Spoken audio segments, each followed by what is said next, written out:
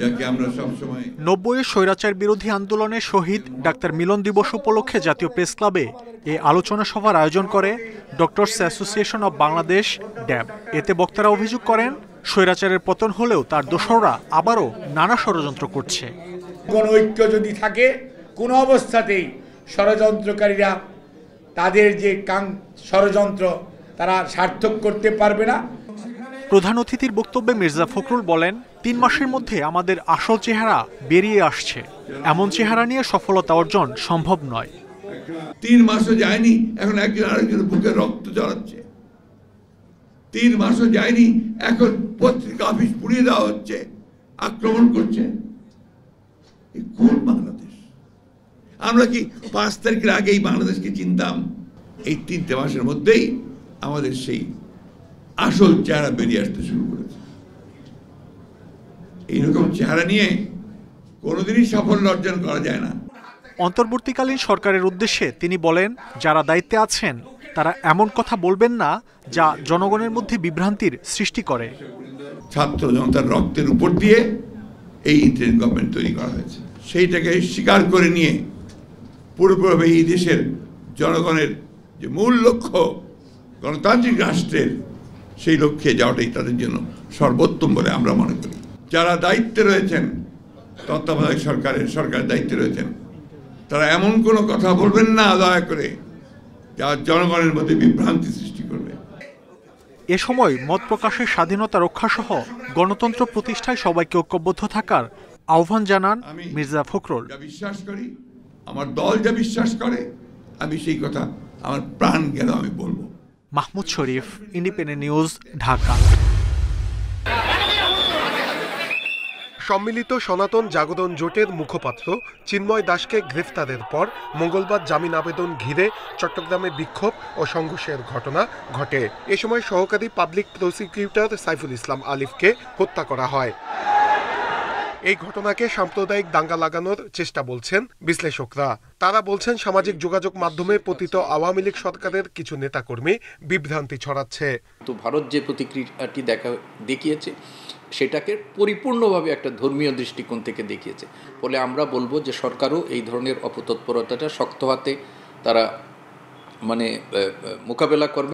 জগন্নাথ হলের প্রাধ্যক্ষ বলেন, বেশিরভাগ ক্ষেত্রে সংখ্যালঘু নির্যাতনের মিথ্যা অভিযোগ এনে উস্কানি দেওয়া হচ্ছে। কোনোভাবেই এ ফাঁদে পা দেওয়া যাবে না। যে কনসেপ্টের উপরে জুলাই বিপ্লব হয়েছে, যে এই দেশটা সবার, আমাদের সবার সমান অধিকার আছে, এবং একটা গ্রুপ যারা পরাজিত ফেসিবাদ, তারা নানাভাবে নানা গ্রুপে বিভিন্নভাবে তারা অপকর্ম চালিয়ে যাচ্ছে, এবং যাতে এই সুষ্ঠু সুন্দর যে আমরা যে সুন্দর বাংলাদেশ চিন্তা করছি সেটা যেন সুষ্ঠু সুন্দরভাবে আমরা এগোতে না পারি।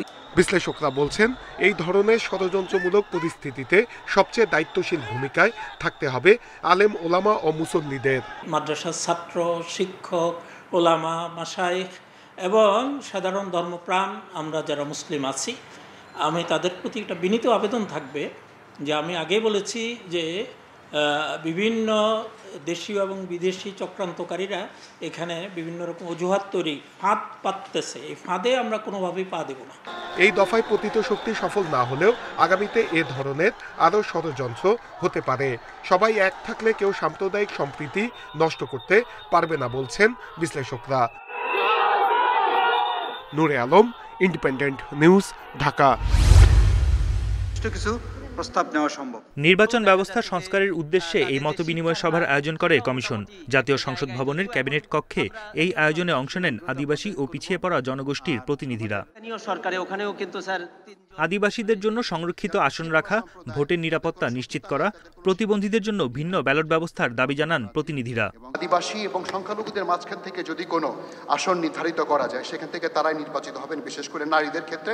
দৃষ্টি প্রতিবন্ধী ব্যক্তি যারা আছেন তাদের জন্য ব্যালট পেপারে যদি কিছু করা যেতে পারে, সেইটার দিকে একটু নজর রাখা। নির্বাচনের আগে, নির্বাচন চলাকালীন সময় এবং নির্বাচনের পরে কোথায় এই দলিতদের ঘরবাড়ি জ্বালানো হয়। দাবি ওঠে নির্দলীয় প্রতীকে স্থানীয় সরকার নির্বাচন করার পাশাপাশি দ্বিকক্ষ বিশিষ্ট সংসদের দাবি পিছিয়ে পড়া জনগোষ্ঠীর প্রতিনিধিদের। সব ওয়ার্ড ঘুরে ঘুরে কিন্তু দ্বিকক্ষ বিশিষ্ট সংসদ এবং রাষ্ট্রপতি ও প্রধানমন্ত্রীর ক্ষমতার ভারসাম্য রাখা কঠিন বলে মন্তব্য করেন সংস্কার কমিশনের সদস্য ডক্টর তোফায়েল আহমেদ। প্রধানমন্ত্রী এবং প্রেসিডেন্টের ভারসাম্য রাখতে হবে, এটা বলা খুব সহজ। সব সরাসরি নির্বাচন করা হবে, এটাও বলা খুব সহজ, কিন্তু এগুলো ইমপ্লিমেন্ট করে এটাকে কার্যকর করা কিন্তু এত সহজ কাজ না। এগুলো আরেকটু ভাবনা চিন্তা দেখা আছে। সব ধরনের বৈষম্য নিরসনের জন্য সংস্কার কমিশন কাজ করছে বলে জানান বদিউল আলম মজুমদার। আদিবাসী, দলিত কিংবা পিছিয়ে পড়া জনগোষ্ঠী কোনো রকমভাবে বৈষম্যের যেন শিকার না হয়, তারা যেমন সুযোগ পায় এবং তাদের যে ভোটাধিকার থেকে শুরু করে বিভিন্ন ক্ষেত্রে ওই যে আইনি অধিকার এগুলো যেন প্রতিষ্ঠিত হয়, এটা সুস্পষ্টভাবে এসছে। আমার মনে হয় সবাই এর সাথে একমত। এ সময় এনআইডি কার্ডে নামের ভুল সংশোধনের দাবিও জানান আলোচকরা। আচ্ছা, আমি জাস্ট আমার বন ইবনে কামাল, ইন্ডিপেন্ডেন্ট নিউজ, ঢাকা। সোমবার রাষ্ট্রদ্রোহ মামলায় গ্রেপ্তার হন চিন্ময় দাস। মঙ্গলবার তাকে চট্টগ্রাম আদালতে নেওয়া হলে গাড়ি আটকে বিক্ষোভ করেন ইসকন সমর্থকরা। এক পর্যায়ে সংঘর্ষের মধ্যে নিহত হন আইনজীবী সাইফুল আলম। এরপর দাবি ওঠে ইসকন নিষিদ্ধের। বুধবার গণমাধ্যমের খবর তুলে ধরে বিষয়টি হাইকোর্টের নজরে আনেন এক আইনজীবী। পরিস্থিতি নিয়ন্ত্রণে ঢাকা, চট্টগ্রাম ও রংপুরে জরুরি অবস্থা জারি ও ইসকনের কার্যক্রম নিষিদ্ধের আবেদন জানান। সীমান্তে স্বর্ণারাধী দাসকে হত্যা করা হয়েছে, সে ব্যাপারে ইন্ডিয়া কোনো বিবৃতি দেয় নাই। বিশ্বজিৎকে হত্যা করা হয়েছে, সে ব্যাপারে ইন্ডিয়া কোনো বিবৃতি দেয় নাই। তারা ইসকনের ব্যাপারে, অর্থাৎ যাদের মাধ্যমে তারা বাংলাদেশের সব গোয়েন্দার তথ্য পায়, বাংলাদেশকে উস্কে দিতে পারে, তাদের জন্য তারা পররাষ্ট্র মন্ত্রণালয় বিবৃতি দিচ্ছে। এখনই যদি এটাকে আমরা প্রোটেক্ট করতে পারি তাহলে আমরা আমাদের অস্তিত্বকে রক্ষা করতে পারবো। এখন যদি দাঙ্গাটা লাগে তাহলে আমাদের হিন্দু ভাইরা, মুসলিম ভাইরা দুই পক্ষে ক্ষতিগ্রস্ত হবে এবং আমাদের সারা বিশ্বে আমাদের রাষ্ট্রের বিরুদ্ধে একটা খারাপ মেসেজ যাবে। শুনানিতে অ্যাটর্নি জেনারেল বলেন, ইসকন কোনো রাজনৈতিক দল নয়, একটি ধর্মীয় মৌলবাদী সংগঠন। তাদের বিষয়ে যাচাই বাছাই করা হচ্ছে। এই সংগঠন রেজিস্টার্ড কিনা, এই সংগঠন নিষিদ্ধ হবে কিনা, এই সংগঠনের বিরুদ্ধে কি ব্যবস্থা নেওয়া হবে, এই সংগঠনের অস্তিত্ব কি, এই সবগুলো বিষয় সরকারের পলিসি ডিসিশন এবং সরকার এটা খোঁজখবর নিয়ে যথাযথ আইনিভাবে এটাকে দেখবেন। এদিকে ইসকন নিষিদ্ধের দাবি ও আইনজীবী হত্যার প্রতিবাদে বিক্ষোভ করেছেন জাতীয়তাবাদী আইনজীবীরা। তাদের অভিযোগ, ইসকনের লেবাসে দেশে অরাজকতা সৃষ্টির ষড়যন্ত্র করছে আওয়ামী লীগ। Zahidul Bashar, independent news, Dhaka. ইসকন ইস্যুতে সংবাদ সম্মেলন করেন গণতন্ত্র মঞ্চের নেতারা। চিন্ময় কৃষ্ণ দাস ব্রহ্মচারীকে গ্রেপ্তার পরবর্তী ঘটনা প্রবাহ নিয়ে উদ্বেগ প্রকাশ করেন তারা। অন্তর্বর্তী সরকার বিরোধী তৎপরতা তারা অব্যাহত রেখেছে এবং এসব ঘটনায় ভারত সরকার ও ভারতের গণমাধ্যমের ভূমিকার কঠোর সমালোচনা করেন বিপ্লবী ওয়ার্কার্স পার্টির সাধারণ সম্পাদক সাইফুল হক। ভারত সরকারের পক্ষে তাদের সরকারি প্রতিনিধি যখন সংবাদ সম্মেলন করে তিনি যে ভাষায় তিনি বিবৃতি দিচ্ছেন, এটাকে আমি মনে করি এক ধরনের এটা রাষ্ট্রীয় উস্কানি দেবার এটা শামিল। বাংলাদেশকে একটা অসহিষ্ণু দেশ, একটা জঙ্গিবাদী দেশ, একটা সাম্প্রদায়িক দেশ, যেখানে ধর্মীয় জাতিগত সংখ্যালঘুরা গুরুতরভাবে বিপন্ন, এরকম একটা চেহারা দেবার একটা সংগঠিত পরিকল্পিত তৎপরতা আছে। বাংলাদেশকে নিয়ে ভারতের সাম্প্রতিক বক্তব্য ও বিবৃতি নিয়ে প্রশ্ন তোলেন নাগরিক ঐক্যের সভাপতি মাহমুদুর রহমান মান্না। সরকারকে সতর্ক থাকার আহ্বান জানান তিনি।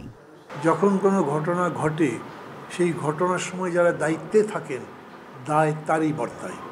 সরকারকে বলবো, চোখ কান খোলা রাখতে হবে। সরকার ঘটনা ঘটবার পরে কাজ করবেন সেরকম না। আমরা সরকারকে এই বিষয়গুলোতে প্রোঅ্যাক্টিভ দেখতে চাই। নেতাদের অভিযোগ, বাংলাদেশকে অস্থিতিশীল করতে চাচ্ছে ভারত। এ পরিস্থিতিতে রাজনৈতিক দল ও জনগণকে ঐক্যবদ্ধ হওয়ার তাগিদ দেন তারা। চট্টগ্রামে যা ঘটেছে তা সম্পূর্ণভাবে একটা পরিকল্পিত একটা সহিংসতার পরিবেশ সৃষ্টি করা, হিংসা ঘৃণার পরিবেশ সৃষ্টি করা এবং উস্কানি দিয়ে একটা পরিস্থিতি তৈরির চেষ্টা। যে এই ধরনের পরিকল্পিত তৎপরতাকে আমাদেরকে প্রতিরোধ করতে হবে। ক্ষমতাচ্যুত আওয়ামী লীগের দেশ বিদেশের দোসরদের ষড়যন্ত্র রুখে দিতে হবে বলে মন্তব্য করেন এই নেতা। শাহাদাত স্বপন, ইন্ডিপেন্ডেন্ট নিউজ, ঢাকা।